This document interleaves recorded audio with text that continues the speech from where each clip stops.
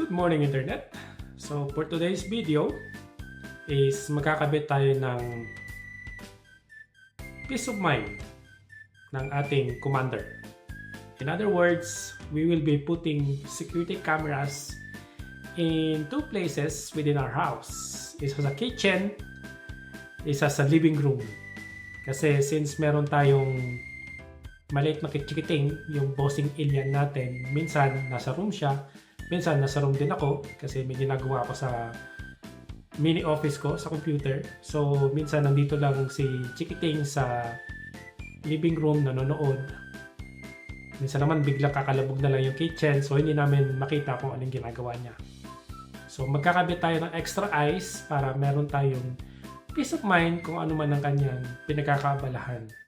So ang gagamitin nating type ng camera is itong Tapo or Tapo or whatever 2000 o C200. So indoor camera lang siya. Hindi siya pwede pang outdoor kasi nasa Canada tayo. So kapag minus 2 digits na ang temperature is it will damage the camera sensor. So unfortunately, hindi natin pwede siyang gamitin pang outdoor. Pero indoor, no problem. So we have two. One for the kitchen area and one for the living room. Sa kitchen area, dito natin siya ilalagay. Parang kitang-kita yung buong kitchen. Sa living room naman, dito natin siya ilalagay. Parang kitang-kita yung buong living room natin. So, samahan niyo ako habang kinakabit ko ang ating peace of mind sa buong bahay.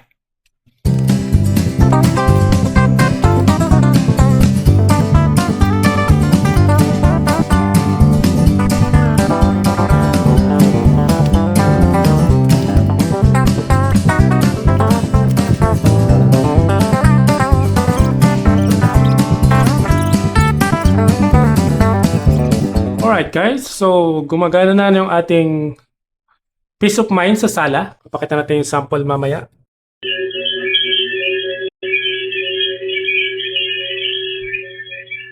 So ganyan ko siya ginawa. Medyo messy pa pero aayusin ko na lang yan maya-maya.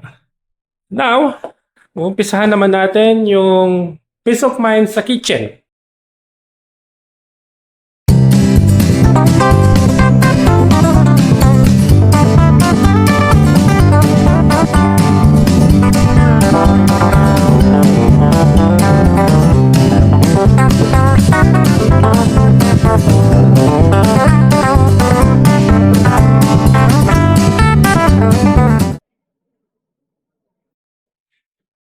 So, kailangan natin i-reset para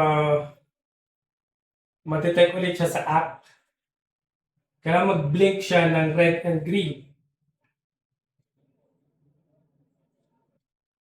So, nagte-test pa siya. Then, re-reset natin.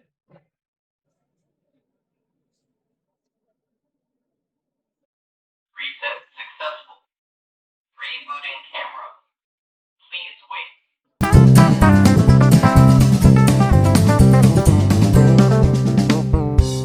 Okay guys, as you can see, nakikabit na natin yung dalawang peace of mind ng ating commander.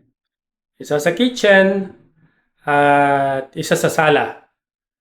Medyo messy pa yung wiring natin pero ayusin ko na lang yan mamaya. And that's it for today. See you in the next video.